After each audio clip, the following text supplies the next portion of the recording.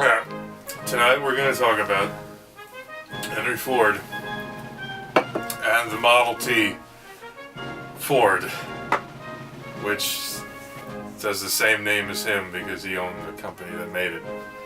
Okay, so the automobile was invented, and it didn't catch on because automobiles were expensive and they broke down and they were like... They broke down. They were very expensive. Yeah, they were like a curiosity. Like rich people bought automobiles because rich people had $1 million and other people only made $800 a year, and a car cost like $3,000. And so rich people would be like driving down the road, and you know, at the turn of the century, the United States was all like farms and shit, except for New York City or whatever. And like the cars would scare horses, and you know, the farmers would be like, "Hey, asshole, get a horse because your car just scared my livestock or whatever." And the cars were loud and they had black smoke out of the exhaust, and there was like a great class warfare going on. There was a lot of class warfare going on between the rich and the poor over cars. In fact, there was so much class warfare in the United States, the guy Vanderbilt, who had so much money, built his own goddamn highway on Long Island called the Vanderbilt Motor Parkway, specifically to race fast cars. How much money do you have when you can build your own highway to race your own cars because you can't do it anywhere else? Wow. That's ridiculous. Isn't it right? Amazing. It's ridiculous. That's a bit ridiculous. Yeah, it is ridiculous, I know. So, anyway, Henry Ford was this guy. He was a technician for Thomas Edison for a little while.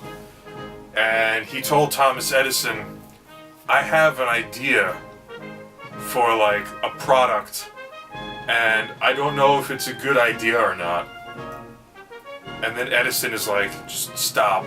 Don't even tell me what the idea is." And Ford's like, "Why not?" Edison's like, "If you have an idea, just..." He took him by the shoulders and looked at him like this. He's like, "If you have an idea, go and do it. Don't even tell me. Don't tell anybody. You go and you do your own thing because you are a smart guy, Ford. Your name is Henry Ford, and you are a smart guy." Hang on a sec. Alright, so Henry Ford now. No, that tall boy's warm. I don't like that tall boy. Would you like a fresh beer? Just give me like a few minutes. Hang on. Okay, so Ford is like, "Yeah, Thomas Edison, I will go and I will do my own idea." Now, Henry Ford's first idea was like mass producing watches, and it was a total failure. But then he's like, "Oh look, cars are like a thing. So maybe I'll be able to mass produce a car and it'll be cheap." So he tried. He had the Model A and the Model B and like the Model... The Model... Those are quite rare. Yeah, in fact there's only like one of them left.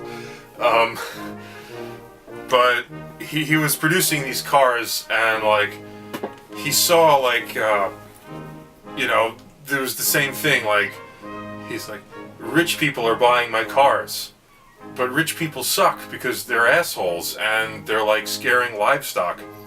I want to build a car for the masses, a car that anyone can afford, a car that won't break down, and a car that will put America on wheels."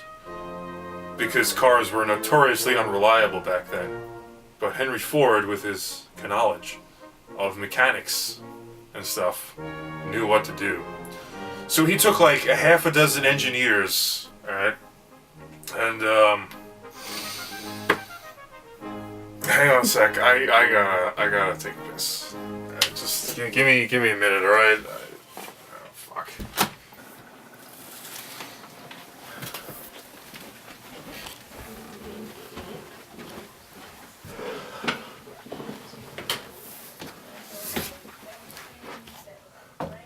Dude, hang on, alright? Just give me a minute, alright? Wait there, okay?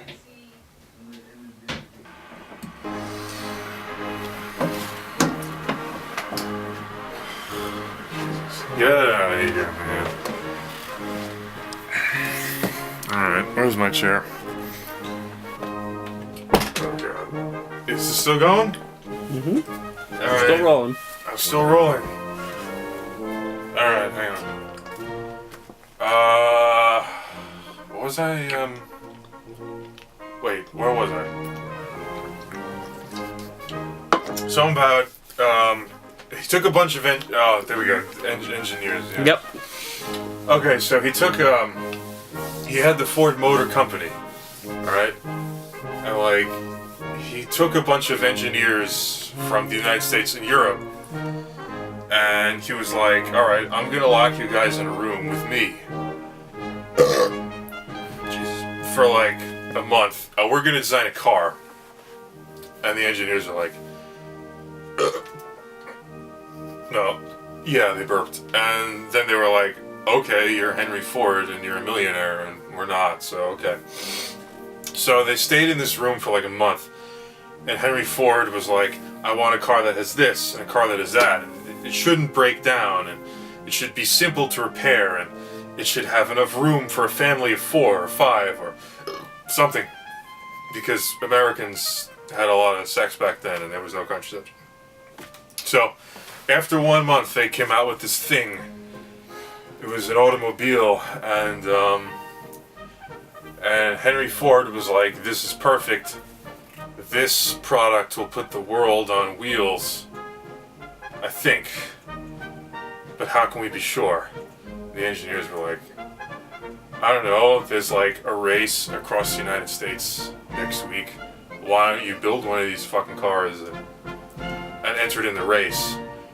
And then people will see that this car is not a piece of junk like every other car, and they'll buy it. And Henry Ford is like, it's a great fucking idea. So they entered a Model T into this race across the United States in 1908. And there were no roads, like paved highways, so like the cars were like breaking down and the wheels were flying off because they were getting stuck in mud and stuff. And the Model T broke down halfway across the country, and it had its engine replaced. And Henry Ford was like, oh, that's going to be bad publicity.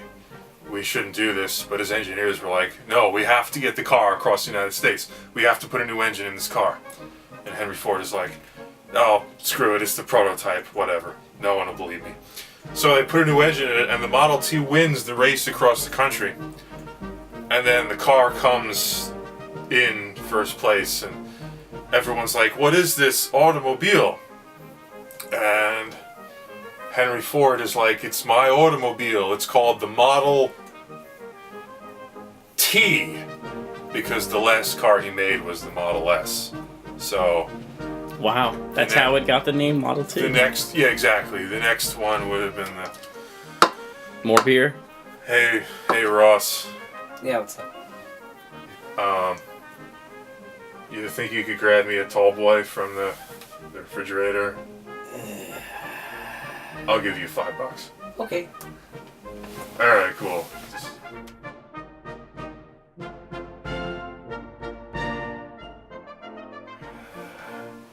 Where the hell is Ross with my beer? Oh, wait a sec, I have to move. Shit. Hang on. Hang on, Ross. There's no room. Alright, is there enough room? I think so. Here you go. Awesome. Alright. Thanks, Ross. Enjoy. I'll give you $5 next week after my next paycheck. Alright. Alright, here we go. Alright. Am I good? Alright. I don't look too fat on the screen or camera. So I know the camera adds like 30 pounds. Or like 100 pounds. 1,000 pounds. Alright. Okay, so what was I doing? So they won the race. Is that where I was? Right after the race now we are. So Henry Ford was like, oh shit, people know that we replaced the engine. But it didn't matter. because all of a sudden people were like, wow, a cheap automobile was able to drive across the country without breaking down. You alright? Excuse me. Without breaking down. And then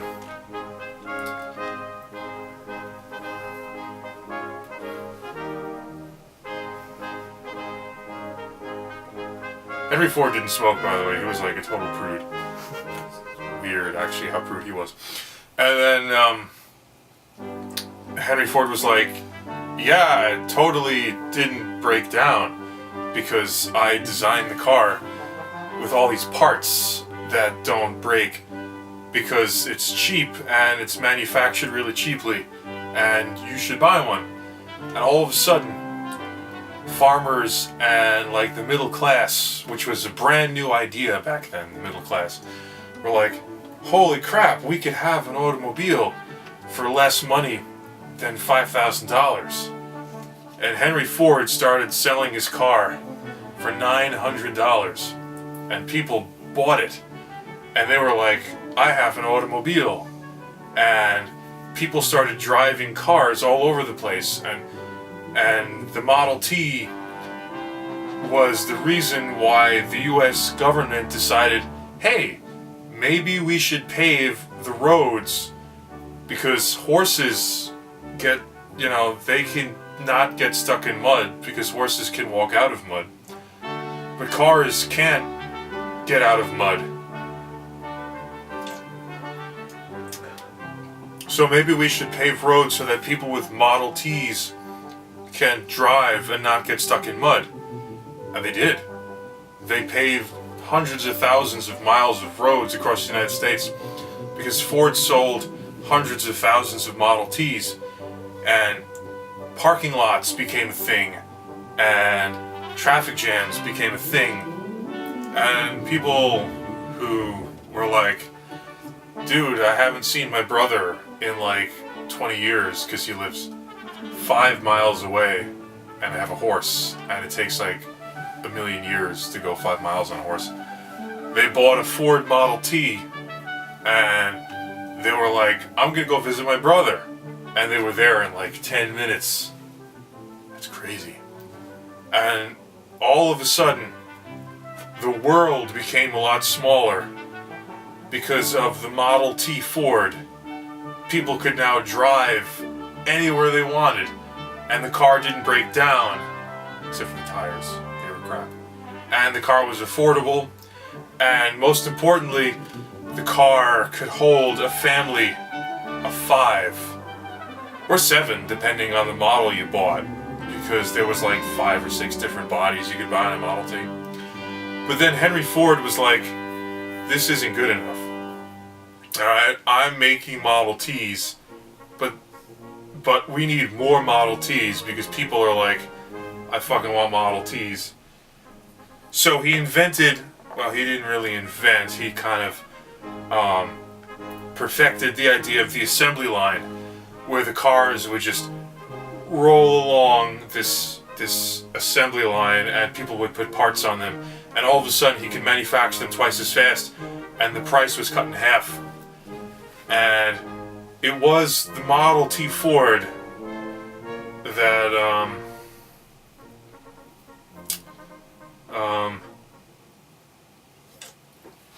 it was the Model T Ford that made the 20th century possible.